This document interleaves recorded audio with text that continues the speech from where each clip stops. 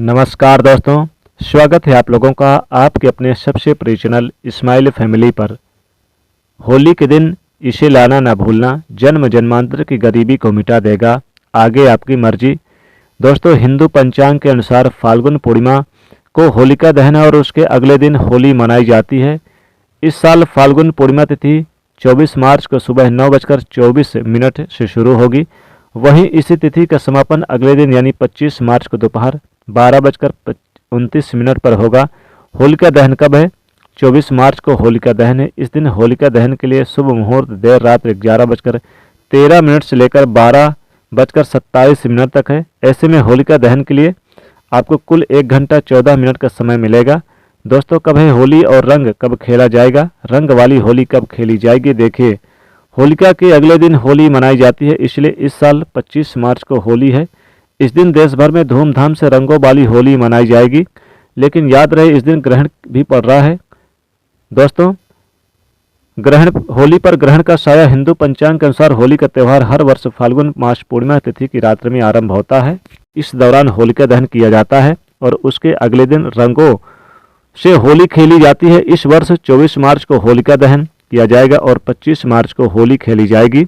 होली के ही दिन यानी 25 मार्च को साल का पहला चंद्र ग्रहण लग रहा है, जो भारतीय समय अनुसार सुबह 10:23 से शुरू होगा और दोपहर 3:02 पर समाप्त होगा। हालांकि उपछाया होने की वजह से यह ग्रहण भारत में दिखाई नहीं देगा, जिसके कारण यहाँ सूतक काल मान्य नहीं होगा। अब जब सूतक काल मान्य नहीं होगा तो दिल खोलकर होली मनाएं। आप कोई भी कार्य कर सकते हैं। भारत में इस चंद्र ग्रहण का कोई भी फर्क नहीं पड़ेगा। होली जमकर मनाएं। जय श्री राम भगवान का नाम लेकर होली खेलें। आपके ऊपर कभी ग्रहण नहीं लगेगा। राम के नाम लेते ही ग्रहण शुभ फल यानी कि शुभ परिणाम देने लगता है। होली पर आपका यानी कि बाल बांका भी नहीं होगा। एक बात नोट कर लीजिए, दूर दूर तक इस चंद्र ग्रहण का भारत पर कोई असर नहीं होगा।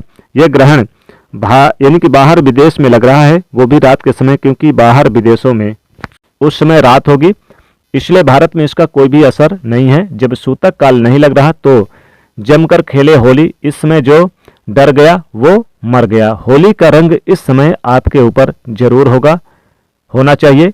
होली में पूरा शरीर आपका जगमगा उठे, ऐसी होली खेलनी चाहिए। दोस्तों, होली की अग्नि में ये 3 चीज भूलकर भी कभी मत डालना, इससे उल्टा आप पर गरीबी आ सकती है, घर में कंगाली आ सकती है। होली के दिन ऐसी पूजा कभी ना करें। सनातन परंपरा में होली का त्यौहार बुराई पर अच्छाई की जीत का प्रतीक माना गया है। होली का महापर्व खुशियों और रंगों से भी जुड़ा हुआ होता है। होली की रात यानी कि दैत्य शक्ति की रात मानी जाती है। इस दिन आसुरी शक्तियों का नाश होता है और दैव शक्तियों का उद्गम होता है। इससे दरिद्रता का नाश करने का, जीवन में चल रही परेशानियों को मिटाने का, दुख तकलीफ सारे कष्टों से छुटकारा पाने का समय सबसे अच्छा दिन माना जाता है। शास्त्रों में नक्षत्र विद्या में होली की रात को सिद्धि की रात्रि कहा गया है। इस दिन नकारात्मक और सकारात्मक ऊर्जा की रात्रि कहा गया है। इस दिन सारी नकारात्मक यानी और सकारात्मक ऊर्जाएं दोनों ही बहुत सक्रिय रहती है, इसलिए लोग सदियों से इस दिन सिद्धियां हासिल करने के लिए उपाय करते आए हैं। होली की रात में जो साधना की जाती है वो बहुत ही कारगर और फलदायी सिद्धि होती है, जो कि 100% सिद्ध हो जाती है।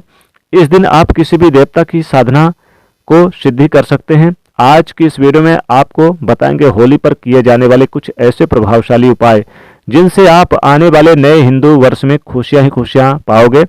आप अपना दुख दर्द तथा कष्टों को मिटा सकते हैं। लेकिन क्या आप जानते हैं कि होली पर यह 3 चीजें कभी नहीं चढ़ानी चाहिए? इससे उल्टा आप बर्बाद हो सकते हैं। वीडियो को अंत तक जरूर देखना। दोस्तों, आगे बढ़ने से पहले कमेंट बॉक्स में जरूर लिखें जय माता दी और वीडियो को लाइक भी जरूर करें। दोस्तों, शास्त्रों के अनुसार माना जाता है कि होलिका दहन यानी कि होली की दोस्तों शास्त्रों के अनुसार होली की अग्नि में टूटा हुआ गन्ना नहीं अर्पित करना चाहिए, ना ही खराब गन्ना अर्पित करना चाहिए। इससे उल्टा आप पर होली मैया, जो होलिका मैया होती है, उसका श्राप लग जाता है। टूटा हुआ गन्ना पूजा पाठ में इस्तेमाल नहीं करना चाहिए। इससे होली माता जाते जाते आपको श्राप भी दे सकती है। आपके घर में गरीबी का वास हो सकता है। शास्त्रों में माना जाता है कि जब होलिका दहन होता है तब होली की अग्नि में पवित्र चीज़ों को ही डालना चाहिए। जब आप अग्नि में गन्ना डालें तो गन्ने के ऊपर हरे भरे पत्ते जरूर होने चाहिए, क्योंकि पूजा पाठ में अधूरी चीज इस्तेमाल नहीं की जाती। अधूरी चीजें इस्तेमाल करने से अधूरा ही फल प्राप्त होता है, इसलिए गन्ना साबुत होना चाहिए, टूटा हुआ बिल्कुल यानी कि ना हो। हमेशा याद रखें, होलिका दहन से ठीक पहले गन्ना घर में अवश्य लेकर रख ले, और गन्नों की संख्या 2 या 5 या फिर 7 संख्या होनी चाहिए। दोस्तों, होली की पवित्र अग्नि में पानी वाला नारियल भी नहीं चढ़ाना चाहिए, इससे आप पाप के भागीदार बन सकते हैं। हमेशा सूखा नारियल होली के अग्नि में अर्पित करना चाहिए। पानी वाला नारियल अग्नि के अंदर भूलकर भी ना डालें। होलिका दहन में सूखा नारियल डालकर यानी चढ़ाएं, इससे होलिका दहन जाते जाते आपको धन से मालामाल कर देगी। यानी कि पानी वाला नारियल आप पूजा पाठ के दौरान फोड़ सकते हैं, लेकिन अग्नि में कभी भी मत डालना। सूखा नारियल अग्नि में डालने से होली का माता आपके सभी परेशानियों को अपने साथ ले जाती है और अग्निदेव भी प्रसन्न हो जाते हैं। दोस्तों, माना जाता है कि होलिका माता को घर का भोग अति प्रिय है। अगर आपने अपने घर में जो भी बनाया है वो ये होलिका माता को अवश्य अर्पित करें, लेकिन याद रखें, गुझिया चढ़ाते समय ध्यान रखिएगा, गुझियों की संख्या 3 नहीं होनी चाहिए या फिर 1 नहीं होनी चाहिए, 2 चढ़ा दें या फिर आप चाहें 5, 7 अथवा 21 चढ़ा सकते हैं, लेकिन गुझियों की संख्या 3 नहीं होनी चाहिए। ऐसे में एक भी संख्या गुझिया की नहीं चढ़ानी चाहिए। होलिका दहन में आप बर्फी का भोग लगा सकते हैं और जल अवश्य अर्पित करें। होलिका दहन में गाय के गोबर से बने उपले या फिर यूं कहें तो कंडे की माला बनाकर अवश्य चढ़ाना चाहिए। दोस्तों, होली की अग्नि में आप हरा चना, गेहूं की बालियां, कोई भी नई फसल अवश्य अर्पित करें, इससे आपके घर में अन्न धन की कमी कभी नहीं होगी। जब आप माता को बलियां अर्पित करें तो देख लें कि टूटी हुई बालियां ना हो, सूखे हुए पत्ते ना हो, एकदम बलियां हरी भरी होनी चाहिए। होलिका दहन की अग्नि में सूखी बालियां चढ़ाने से पाप लगता है। दोस्तों, शास्त्रों के अनुसार माना गया है कि अगर आपको मासिक धर्म आ जाए तो ऐसे में आप होलिका दहन की पूजा में किसी और से भी करवा सकते हैं।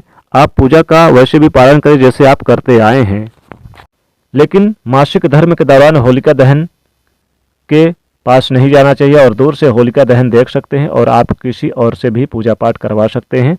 इससे भी आपको फल की प्राप्ति अवश्य होगी। दोस्तों, होली की अग्नि में चावल के बने पापड़ तथा कच्चे चावल अवश्य अर्पित करने चाहिए। होलिका दहन में चावल अर्पित करने से धन की प्राप्ति होती है, इससे आपके घर में जितनी भी गरीबी होगी सब नष्ट हो जाएगी। दोस्तों, माना जाता है कि होलिका दहन से पहले होलिका की अग्नि में यानी अग्नि में बगैर अर्पित किए गुजिया नहीं खाना चाहिए। जब आप माता को भोग लगाएं तभी ही इसका सेवन कर सकते हैं और सभी परिवारों में गुजिया एक दूसरे को अवश्य खिलाना चाहिए, इससे आपकी प्यार और मजबूत बढ़ते हैं। माता को भोग लगाने से पहले गुजिया झूठी ना करें। जब आप पूजा वगैरह कर लें तब उसके बाद आप गुजिया खा सकते हैं। हमेशा याद रखें, माता को गुजिया का भोग लगाने के बाद कन्याओं को गुजिया अवश्य खिलाएं और दक्षिणा में भी देना चाहिए कुछ रुपए वगैरह। इस दिन गाय को मीठा अवश्य खिलाएं। इस दिन आप कुछ करें या ना करें, गाय माता को गुजिया का भोग अवश्य लगा दें। दोस्तों, चाहे कुछ भी हो जाए, लेकिन होलिका दहन के बाद उसके अगले दिन होली की राख अपने घर पर जरूर लाना चाहिए और पूरे परिवार के सदस्य को इसे लगाना चाहिए। इस राख को आप अपने काले कपड़े में बांधकर हमेशा घर में संभाल कर रखें तो दोस्तों घर में धन की वृद्धि होती है। और छोटे बच्चों के मस्तक पर इसे लगाएं। जो उन्हें नज़र दोष लगा है, टोने टोटके लगे हैं, तो इससे नज़र दोष से आपके बच्चे के आसपास भी नहीं भटकेगी। दोस्तों, होली के दिन आप केले की जड़ जरूर लेकर आएं।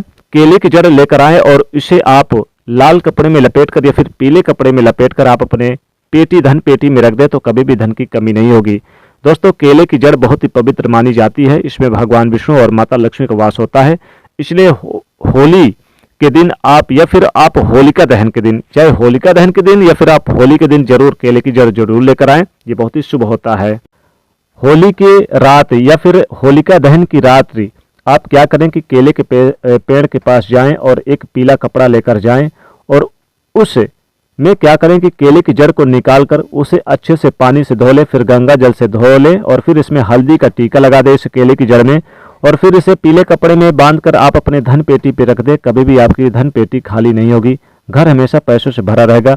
या फिर आप चाहें तो समी की जड़ भी लेकर आ सकते हैं या फिर आप बेल वृक्ष की जड़ भी लेकर आ सकते हैं या फिर आप चाहें तो होलिका दहन की रात्रि को आप होलिका दहन की रात्रि आप अगर गूलर का पेड़ मिल जाए, गूलर का पेड़ आसपास कहीं होगा देख लीजिए, गूलर के पेड़ को आप होलिका दहन और होली की रात्रि को आप जरूर जाएं और गूलर की जड़ लेकर आएं और इसे आप पीले कपड़े में लपेटकर अपने धन पेटी पर रख दें तो धन की कमी कभी नहीं होगी। तो इसलिए गूलर की जड़ भी जरूर लेकर आएं, इससे माता लक्ष्मी प्रसन्न होती हैं, भगवान विष्णु प्रसन्न होते हैं। तो दोस्तों ये उपाय जरूर करें, आशा करते हैं इस उपाय को करने के बाद आपके घर में गरीबी नहीं फटकेगी, नहीं आएगी। तो दोस्तों वीडियो को आप ज़्यादा से ज़्यादा अपने दोस्तों तक शेयर करें और इस वीडियो को लाइक करें। मिलते हैं अगले वीडियो के साथ, धन्यवाद।